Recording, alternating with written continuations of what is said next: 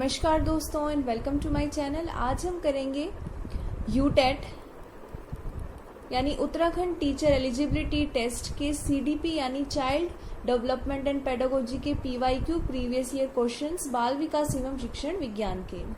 तो ये वीडियो आपके लिए बहुत ही हेल्पफुल रहेगी अगर आप यूटेट को अटेम्प्ट करने वाले हैं, क्योंकि बहुत सारे जो कंसेप्ट है क्वेश्चन है वो रिपीट होते ही होते हैं। तो स्टार्ट करते हैं। सबसे पहले फर्स्ट क्वेश्चन में देखो, ये काफी ज्यादा पुराना पेपर है, इस वजह से इस तरीके से स्कैन हुआ है। तो मुझे ये पीडीएफ मिली थी, मैंने सोचा सबके साथ डिस्कस कर लेते हैं। तो फर्स्ट क्वेश्चन में हमें कहा गया है how should be the sitting arrangement in classroom, कि जो बच्चों की कक्षा में बैठने की व्यवस्था होती है वो कैसी होनी चाहिए। ऑप्शन नंबर ए में कहा है कि जो भी आप एक्टिविटी कंडक्ट करवाओगे क्लासरूम में उसके अनुसार होनी चाहिए। बी ऑप्शन में कहा है कि रोज एक जैसी होनी चाहिए। थर्ड में कहा है कि बच्चों को एक ही लाइन में बिठाना चाहिए। और फोर्थ में हमें यानी डी ऑप्शन में कहा है कि इस तरीके से सीटिंग अरेंजमेंट होनी चाहिए बच्चों की कि आपस में वो बात ही ना कर पाए। तो इसका फर्स्ट ऑप्शन यानी ऑप्शन नंबर ए बिल्कुल सही है, क्योंकि आप जैसी भी एक्टिविटी क्लासरूम में परफॉर्म करवाओगे उसके अकॉर्डिंग होनी चाहिए, ताकि बच्चे भी उसके अंदर ज्यादा से ज्यादा पार्टिसिपेट कर सकें और वो भी इंटरेस्ट यहाँ पे शो करें। अगर हम सेकंड क्वेश्चन में देखते हैं तो इसमें कहा गया है इंटरपर्सनल इंटेलिजेंस मीन्स, कि जो इंटरपर्सनल होती है इंटेलिजेंस वो क्या होती है। इंटरपर्सनल की अगर हम बात करें तो ये इंटेलिजेंस किसने दी है, हॉवर्ड गार्डनर दी है उनकी मल्टीपल इंटेलिजेंस की थ्योरी में। तो इंटरपर्सनल, इंटर का मतलब होता है आपस में, अगर इंट्रा होता तो सेल्फ होता, इंटर मतलब आपस में औरों से। तो एक ऐसी इंटेलिजेंस होती है, एक ऐसी स्किल होती है जिसमें हम क्या कर पाते हैं, दूसरों से बहुत ही अच्छे से कम्युनिकेट कर पाते हैं, अच्छे से बातचीत कर पाते हैं। अगर हम यहाँ पे ध्यान दें तो सी ऑप्शन में भी हमें कहा गया है skill to understand different people. तो अगर ये हम बात करें इसकी कि हम दूसरों को बहुत ही अच्छे से समझ पाते हैं तो कहीं ना कहीं ये भी सही है, लेकिन अगर हमें एक्यूरेट आंसर सिलेक्ट करना है तो हम डी ऑप्शन में जाएंगे कि ये ऐसी स्किल होती है जिसमें हम इजीली बहुत ही अच्छे से औरों के साथ कम्युनिकेट कर पाते हैं। तो कम्युनिकेट का मतलब होता ही क्या है कि हम उनको समझ पा रहे हैं और अपनी बात उन तक पहुंचा पा रहे हैं, उनको समझा पा रहे हैं।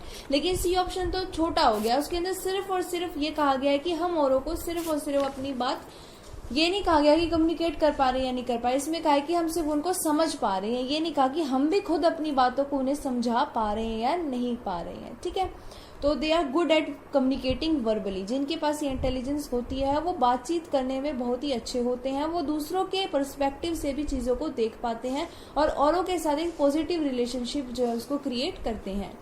अगर फिर थर्ड क्वेश्चन में देखें तो इसमें कहा है in the present time the role of a teacher is as, कि अभी जो प्रेजेंट टाइम है, वर्तमान का समय है, इसमें शिक्षक की भूमिका क्या होती है। तो इसका बी ऑप्शन बिल्कुल सही है कि टीचर फैसिलिटेटर का काम करता है, चीजों को प्रोवाइड करवाता है, फैसिलिटी को प्रोवाइड करता है, और जब भी हेल्प चाहिए स्टूडेंट को उसी समय हेल्प करता है, सब कुछ यहाँ पे प्रोवाइड नहीं करता है। वो नॉलेज गिवर नहीं है सिर्फ और सिर्फ, या ना ही सिर्फ दोस्त है, ना ही सिर्फ मैनेजर है, वो पुलिस की तरह नहीं है बच्चों के सामने, वो एक फैसिलिटेटर है, यानी चीजें फैसिलिटेट करेगा, नॉलेज फैसिलिटेट करेगा, अपॉर्चुनिटीज फैसिलिटेट करेगा। तो अब टीचर की भूमिका काफी ज्यादा कॉम्प्रिहेंसिव हो चुकी है और वो फैसिलिटेटर की तरह देखी जाती है। फिर अगर आगे चलें क्वेश्चन नंबर फोर्थ में, तो इसे कहा गया है हमें in your class you feel that some student are learning very fast and some are learning very slow, what would you do in this situation. आपको कहा है कि यदि आपकी क्लास में आप फील करते हो, आपने ऑब्जर्व किया है कि कुछ बच्चे तो बहुत ही तेजी से सीख रहे हैं, लेकिन कुछ बच्चे बहुत ही स्लो हैं, बहुत ही धीरे धीरे चीजों को सीख रहे हैं, तो आप ऐसी सिचुएशन में क्या करोगे कि जो तेज सीख रहे हैं भाई तुम तेज सीखो और जो धीरे सीख रहे हैं वो धीरे सीखो, हम तो तुम्हें कोई टेंशन देंगे नहीं। तो ऐसा करना बिल्कुल गलत है, इसलिए और भी ऑप्शन तो बिल्कुल ही गलत होगा, ना ही हम इस चीज को इग्नोर कर सकते हैं, क्योंकि फिर कुछ ही बच्चों के कंसेप्ट क्लियर होंगे और कुछ के रह जाएंगे। डी ऑप्शन इसका बिल्कुल सही है कि हम क्या करेंगे, यहाँ पे पीयर टीचिंग का भी यहाँ पे हम हेल्प लेंगे, यानी हम क्या करेंगे, बच्चों की हेल्प से ही बच्चों को सिखाने की कोशिश करेंगे। तो जिन बच्चों को जल्दी समझ आ रहा है उनकी हेल्प से हम स्लो लर्नर्स को भी सिखाने की कोशिश करेंगे।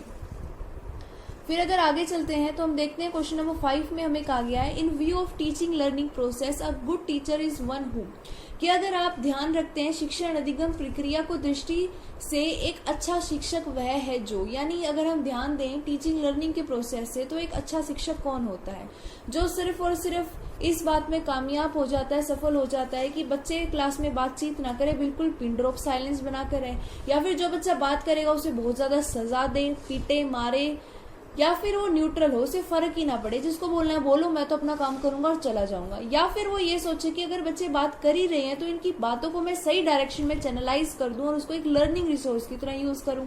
तो डी ऑप्शन इसका बिल्कुल सही है कि यही अच्छा टीचर होगा जो बच्चों से इरिटेट ना हो, बल्कि वो जो काम कर रहे हैं उसको एज ए रिसोर्स यूज करके अपनी टीचिंग लर्निंग प्रोसेस को आगे बढ़ा सकें। फिर अगर 6th क्वेश्चन देखते हैं तो इसमें कहा गया है children of 6 to 14 years who have never gone to school और have not completed their education school education the right to education act 2009 has done a provision to mainstream them with education by. अब इसमें कहा है 6 से लेके 12 वर्ष के कुछ बच्चे हैं जो कभी विद्यालय नहीं गए, स्कूल नहीं गए, ना ही उन्होंने अपनी बेसिक एजुकेशन कंप्लीट की है। तो राइट टू एजुकेशन एक्ट में उनके लिए क्या यहाँ पे प्रोविजन रखा गया है, क्या उनके लिए क्या बोलते हैं उसे प्रबंधन किया गया है, राइट। तो उनको ये कहा गया है कि इन बच्चों का एक अधिकार है, फंडामेंटल राइट है, मौलिक अधिकार है कि 6 से लेके 14 वर्ष का बच्चा, उसका अधिकार है कि वो बेसिक एजुकेशन को ले। ये एक्ट 2009 में आया था, RTE एक्ट, ठीक है।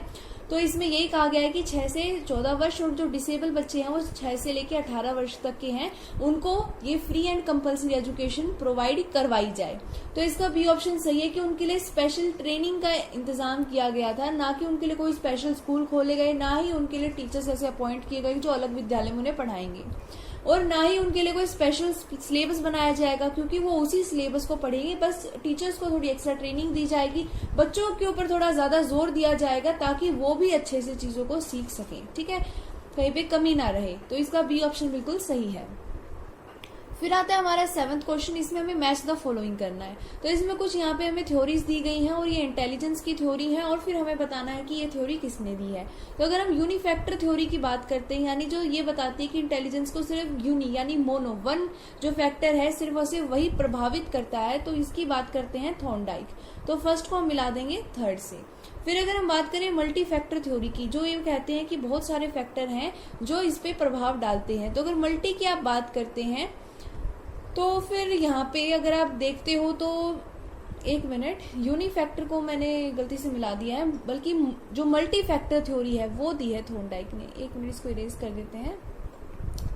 हाँ जी, तो यूनिफैक्टर एक फैक्टर की बात जिसने की थी, या फिर मोनो फैक्टर की वो बिने ने की थी, इसलिए इसको बेनिफैक्टर थ्योरी भी कहते हैं, ठीक है। तो फर्स्ट का हमारा सेकंड मिल जाएगा। उसके बाद multi factor theory, multi factor किसने बात की है, मल्टी फैक्टर थॉर्नडाइक ने बात की है।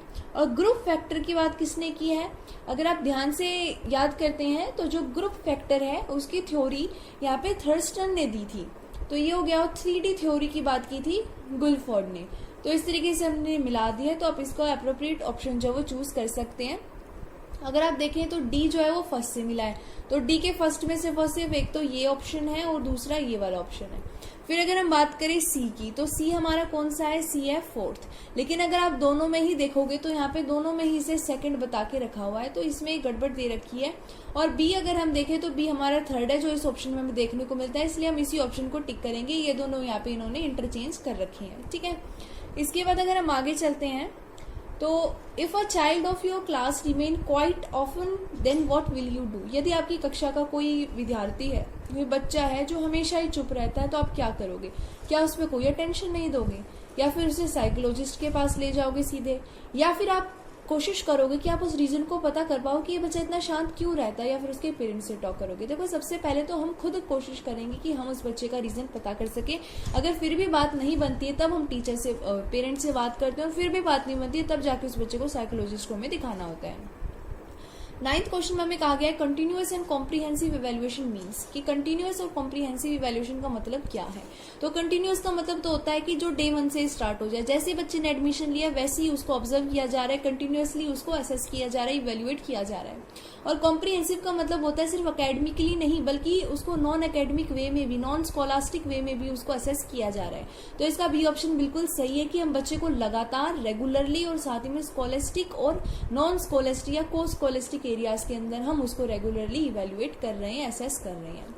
फिर अगर हम 10 क्वेश्चन की बात करें, इसमें कहा गया है what is not included in the child centred education, कि चाइल्ड सेंटर्ड एजुकेशन में इनमें से क्या इंक्लूडेड नहीं है। देखो, नॉट लिखा हुआ है यहाँ पे, तो वो है असाइनिंग होमवर्क या फिर priority appreciation the creativity motivate. तो ये बिल्कुल बी, सी और डी सही है, क्योंकि हम मोटिवेट भी करते हैं बच्चे को चाइल्ड सेंटर्ड में, हम उसे प्रायोरिटी भी देते हैं कि वो अपने चाइल्ड एक्सपीरियंस यानी चाइल्ड सेंटर रखते हैं चीज़ों को, और हम उनको अप्रिशिएट भी करते हैं जब वो क्रिएटिविटी शो करता है। असाइनिंग होमवर्क की यहाँ पे बात आती है, लेकिन यहाँ पे जो असाइनिंग होमवर्क है वो इस तरीके से होना चाहिए था, असाइनिंग एक्सेसिव होमवर्क, की बहुत ज्यादा लोड नहीं देना बच्चे को, वो बर्डन नहीं देना है, ठीक है। तो इसका एक ऑप्शन बिल्कुल सही है।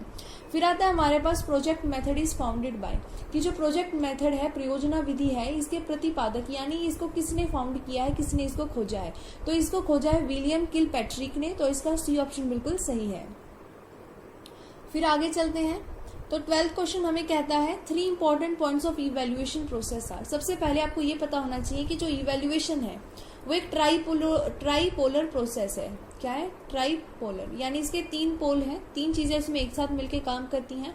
वो है ऑब्जेक्टिव्स, जो हमें अचीव करने हैं, उनको अचीव करने के लिए टीचर काम कर रहा है, और टीचर किसके ऊपर काम कर रहा है? स्टूडेंट के ऊपर। तो बी ऑप्शन इसका बिल्कुल सही है। फिर अगर हम आगे चलते हैं तो 13 क्वेश्चन में कहा गया है दैट क्लासरूम इन्वायरमेंट शुड भी, कैसा होना चाहिए क्लासरूम का इन्वायरमेंट? क्या बिल्कुल शांत, या फिर शोर शराबे से भरा हुआ, या फिर डिसिप्लिन बिल्कुल ही अनुशासन में होना चाहिए कि बच्चा कुछ बोले ही ना, शेयर ही ना कर पाए, कुछ इंगेज ही ना रहे, इंटरेस्ट ही ना दिखाए, या फ्रेंडली होना चाहिए? तो फ्रेंडली होना चाहिए, ठीक है। उसके बाद है 14th क्वेश्चन, इसमें कहा गया hardware approach is based on which principle? तो ये इंजीनियरिंग के प्रिंसिपल के ऊपर बेस्ड है, जिसमें हम ऐसे इंस्ट्रक्शनल एड्स बनाते हैं, ऐसे इंस्ट्रक्शनल ऑब्जेक्टिव्स बनाते हैं जिसमें प्रैक्टिकल वर्क ज्यादा होता है, और ऐसे इंस्ट्रक्शन का यूज करते हैं जो मैकेनिक होते हैं, ठीक है। फिर आता है 15 क्वेश्चन, इसमें कहा गया है what type of problems are faced by children in adolescent stage, कि जब बच्चा किशोर अवस्था में आता है तो किस प्रकार की समस्याओं का सामना करता है? तो इसका फर्स्ट ऑप्शन सही है कि उसके अंदर कोई शारीरिक और मानसिक परिवर्तन आते हैं जिनका वो सामना करता है, ठीक है। इसके बाद है हमारे पास 16 question, what type of question should be asked to student in the examination, कि बच्चों से किस प्रकार के क्वेश्चंस एग्जामिनेशन में पूछे जाने चाहिए? तो ऑब्जेक्टिव और सब्जेक्टिव दोनों पूछे जाने चाहिए, छोटे भी पूछे जाने चाहिए और थोड़े बड़े भी पूछे जाने चाहिए, जिसमें बच्चा खुद अपनी चीजों को यहाँ पे एक्सप्लेन कर पाए। तो सी ऑप्शन हम इसलिए नहीं करेंगे क्योंकि अंडरस्टैंडिंग और एप्लीकेशन जो बेस्ड क्वेश्चन है वो ऑब्जेक्टिव और सब्जेक्टिव में ही आ जाते हैं। इसके बाद अगर हम आगे चलते हैं तो यहाँ पे 17th क्वेश्चन थोड़ा सा धुंधला है, थोड़ा मैनेज करना मेरे साथ। यहाँ पे 17th क्वेश्चन में कहा गया है there are multilingual student in class, this situation creates, कि अगर बहुभाषी लोग हैं एक ही क्लास में, विद्यार्थी हैं, तो ये जो स्थिति है किस प्रकार की हो जाती है? तो इसमें क्या होता है, जो टीचर के पर्सपेक्टिव से कहा गया है, तो टीचर के हिसाब से रिच सोर्स ऑफ लर्निंग होना चाहिए। टीचर को इसे रिच सोर्स ऑफ लर्निंग यानी सीखने की समृद्ध संसाधन के रूप में इसका इस्तेमाल करना चाहिए। फिर 18 क्वेश्चन में हमें कहा गया है while teaching in your class you feel that suddenly students have started taking disinterest, then what will you do? अचानक से तुम पढ़ा रहे हो और तुम्हें ये महसूस होता है अचानक से बच्चे बहुत डिसइंटरेस्ट दिखा रहे हैं, यानी बच्चों इतनी रुचि नहीं ले रहे हैं आपके पढ़ाने में, ना ही पढ़ने का उनका मन कर रहा है, तो आप उस समय क्या करोगे? कि बच्चों पे ध्यान ही नहीं दोगे, सिर्फ पढ़ाते ही रहोगे, या पढ़ाना छोड़ दोगे उस समय, या फिर रीजन पता करोगे, या फिर बच्चों को बोलोगे कि चुपचाप ध्यान दे लो? तो आप क्या करोगे? इसका डी ऑप्शन बिल्कुल सही है कि हम पहले कोशिश करेंगे क्या हुआ, क्या बात होगी, क्यों बच्चे अचानक से डिसइंटरेस्ट दिखा रहे हैं। फिर हमारे पास 19th क्वेश्चन है फॉर्मूला ऑफ अचीवमेंट क्वेश्चन। जैसे हमारे पास इंटेलिजेंस क्वेश्चन होता है वैसे अचीवमेंट क्वेश्चन होता है, जो हमें ये हेल्प करता है पता करने में कि बच्चों ने कितना एकेडमिक अचीवमेंट किया है। तो ये जो हमारे पास एकेडमिक क्वेश्चन है ये क्या होता है हमारे पास? ये होता है हमारे पास अचीवमेंट एज, या फिर आप कह सकते हो एजुकेशनल एज, और नीचे आएगा हमारे पास क्रोनोलॉजिकल एज, कि बच्चे की एक्चुअल एज कितनी है और उसने कितना अचीव किया है। तो इसका जो सी ऑप्शन है वो बिल्कुल सही रहेगा, क्योंकि ये जो फर्स्ट ऑप्शन है MA अपॉन में CA, यानी कि ये क्या है हमारा मेंटल एज अपॉन में CA इंटू में 100, ये हमारे IQ का फॉर्मूला होता है, और हमारे AQ का फॉर्मूला होता है EA अपॉन में CA इंटू 100। फिर है हमारे पास 20 question at the upper primary level a teacher should have a knowledge of action research, because कि अपर जो प्राइमरी लेवल है इसमें टीचर के पास एक्शन रिसर्च की जो नॉलेज है वो क्यों होनी चाहिए? तो इसीलिए होनी चाहिए ताकि वो बच्चों की प्रॉब्लम को भी आइडेंटिफाई कर सके, और टीचर के पास ऐसी स्किल भी हो कि वो उसके अंदर इम्प्रूवमेंट ला सके, उसको एक रेमेडी प्रोवाइड कर सके। फिर आगे चलते हैं 21 क्वेश्चन कहता है हंगर एंड थर्स्ट आर, कि भूख और प्यास किस प्रकार के मोटिव हैं? तो ये हमारी इनेट मोटिव है, यानी ये जन्मजात है, हमें जन्म से ही मिले, हमें जन्म से ही भूख लगती है और जन्म से ही प्यास लगती है, ठीक है। तो ये हमारा 21 का जो है सेकंड ऑप्शन बिल्कुल सही है। फिर 22 चलते हैं। Classroom communication between teacher and student should be, कि जो क्लासरूम का कम्युनिकेशन है टीचर स्टूडेंट के बीच में वो किस प्रकार का रहना चाहिए। तो इसका जो सही उत्तर आएगा वो आएगा स्टूडेंट सेंटर्ड होना चाहिए, क्योंकि अगर आप ऑब्जेक्टिव सेंटर कर देते हो तो सिर्फ और सिर्फ टीचर और बच्चे के बीच में जो बात होगी वो सिर्फ उद्देश्य से केंद्रित होगी, सिर्फ ऑब्जेक्टिव से रिलेटेड होगी, तो बच्चे जो है वो कहीं ना कहीं लिमिट हो जाएंगे। अगर उन्हें पर्सनल कोई प्रॉब्लम है, इमोशनल प्रॉब्लम है, वो बोल ही नहीं पाएंगे, टीचर के साथ शेयर ही नहीं कर पाएंगे। लेकिन अगर चीजें स्टूडेंट सेंटर्ड होंगी तो ऑब्जेक्टिव भी तो स्टूडेंट सेंटर ही होते हैं, ठीक है, इसलिए इसमें हम बी ऑप्शन के पास जाएंगे। फिर 23rd क्वेश्चन इसमें कहा गया है, if a child reaches school always late then what will you do. अगर कोई बच्चा है जो हमेशा से ही तुम्हारी क्लास में या स्कूल में ही लेट पहुंचता है तो आप क्या करोगे?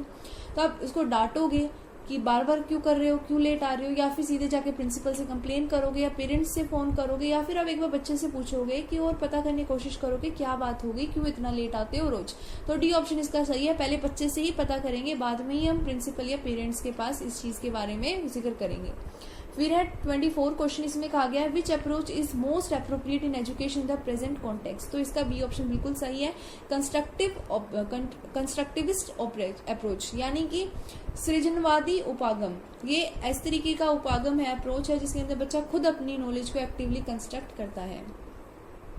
फिर आगे अगर चलते हैं तो 25th क्वेश्चन में कहा गया है, in schools what is found most lacking in many teachers toward their student, कि स्कूलों में अधिकतर शिक्षकों में अपने छात्रों के लिए किसका सर्वाधिक अभाव पाया जाता है।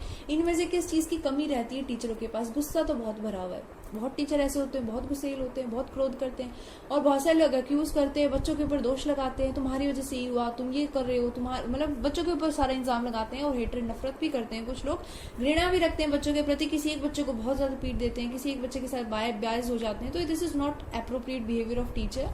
तो जो अफेक्शन है, बहुत सारे टीचर क्या है, स्नेह की कमी रखते हैं बच्चों के प्रति, जो टीचर में होना ही चाहिए। फिर आता है 26th क्वेश्चन, इसमें कहा गया the gifted child is one who is specific in the quantity of his production rate and quality, this statement is given by। तो ये स्टेटमेंट टर्मन एंड ऑर्डन ने दी है। ये प्रतिभाशाली बालक वह है जो अपने उत्पादन की मात्रा, दर तथा गुणवत्ता में विशिष्ट होता है। तो ये किसने दिए? Terman and Oden. ये याद रखने वाली चीजें, फैक्ट के बहुत सारे क्वेश्चन आपको देखने को मिलेंगे यूटेट में। फिर 27 क्वेश्चन जो है इसमें कहा गया है, during the teaching learning process of children the information regarding how they are performing should be given to them, कि जो बच्चे हैं टीचिंग लर्निंग प्रोसेस में किस तरीके से इन्फॉर्मेशन ले रहे हैं, कैसे परफॉर्म कर रहे हैं। तो ये सारी चीजें बच्चों को बतानी चाहिए या नहीं बतानी चाहिए, और कब बतानी चाहिए। तो ये कंटिन्यूसली बतानी चाहिए, उन्हें समय समय पे बताते ही रहना चाहिए टीचिंग लर्निंग के दौरान। फिर है हमारे पास 28 क्वेश्चन, इसमें कहा गया है, if there is learning disabled child in your class then what will you do. अगर आपकी कक्षा में कोई विकलांग बच्चा आ जाता है तो आप किस तरीके से यहाँ पे अपना जो फर्दर टीचिंग का प्रोसेस है किस तरीके से करोगे, क्या करोगे उस समय, ठीक है।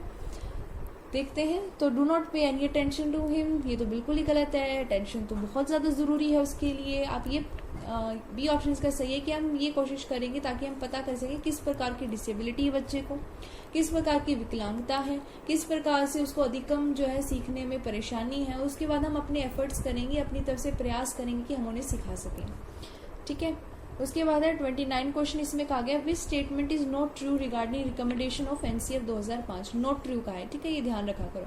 तो connecting knowledge to the outside, ये तो बहुत ही ज्यादा कहा है। ये भी कहा है कि डेमोक्रेटिक वैल्यूज लेके आनी है और फ्लेक्सिबिलिटी लेके आनी है, लेकिन इसका कोई जिक्र देखने को नहीं मिलता है। तो ये ऑप्शन इसका बिल्कुल सही है। यूनिवर्सिटी और पॉलिटिक्स के बीच में इन्होंने ऐसी कोई जिक्र नहीं किया है।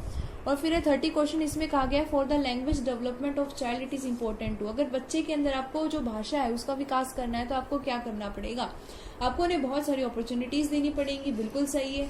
जो एक्टिविटीज है वो ऑर्गेनाइज होनी चाहिए ताकि सारी लैंग्वेज स्किल्स उसके अंदर इंक्लूड हो सके, ये भी सही है। आपको उन्हें प्रैक्टिस भी देनी पड़ेगी, राइटिंग, रीडिंग, स्पीकिंग, लिसनिंग की, ये भी बिल्कुल सही है। तो इसका ऑल ऑफ बिल्कुल यहाँ पे करेक्ट उत्तर होगा, ठीक है।